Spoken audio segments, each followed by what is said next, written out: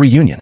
I almost didn't go. The invitation sat in my inbox for weeks. Hillcrest High, class of 2013 reunion. Saturday, 7 p.m. at the Oaks. I must have opened it a dozen times before finally clicking RSVP. Yes. 10 years. 10 years since we threw our caps in the air and swore we'd never lose touch. 10 years since I last walked those halls, thinking I'd have life figured out by now. Spoiler, I didn't. When I got to the Oaks, the parking lot was already full. Laughter spilled out from the hall. That same chaotic energy I remembered from high school. Inside, the place was lit with string lights, tables decorated with old class photos, trophies, and a big banner that read, "We made it." I wasn't sure we really had.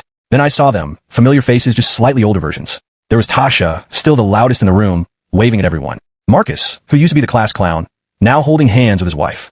Aaron, who once swore she'd leave town forever, now teaching at the same school we graduated from. And then, there was her, Lena, my high school best friend, my almost something. We hadn't spoken since graduation night. Not after the fight. Not after I left town for college without saying goodbye. She looked almost the same. Same brown hair, same quiet smile that never quite reached her eyes. Our eyes met across the room, and for a second, the noise around us faded. She walked over, drink in hand. "I didn't think you'd show." I smiled nervously. "Yeah, I almost didn't." "Still hate crowds?" she teased. Still pretending not to. I shot back. We both laughed, awkward but familiar. The DJ started playing old songs from our prom, the kind that made everyone cheer. People were dancing, taking selfies, reliving a version of themselves they hadn't been in years. Lena and I sat at a corner table, catching up.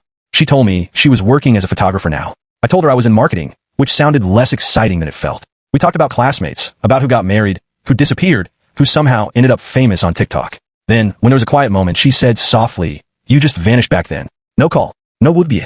I stared at my drink. "Yeah, I didn't know how to say goodbye to you." She looked down, then smiled faintly. "You could have just said, 'See you later.'" We talked for hours, long after most people left. It felt easy again, like time hadn't passed. Like we were still those two kids sitting behind the gym, making plans we'd never keep. When the night ended, we stood outside in the cool air. "So," she said, "is this goodbye again?" I shook my head. "Not this time." She smiled, "That real one, the one I used to chase." "Good, because maybe it's time we stop running from old stories."